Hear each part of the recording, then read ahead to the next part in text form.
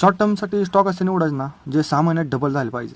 तर नमस्कार मित्रांनो, त्याच्या स्पॉट स्टॉक्सच्या यूट्यूब चॅनलवरती मी तुमचं स्वागत करत आहे. तर आज आपला स्टॉकची चर्चा आपण करणार आहे आज तर ऑप्टिमस इन्फ्राकॉम लिमिटेड. मित्रांनो हा स्टॉक मी जवळजवळ मित्रांनो हा स्टॉक या पॉईंटला इथं ट्रेड करत असताना मित्रांनो 10 जून 2024ला मित्रांनो मी आपल्या इंस्टाग्रामच्या आयडीवरती मी शेअर केला होता मित्रांनो, तुम्ही जाऊन बघू शकता.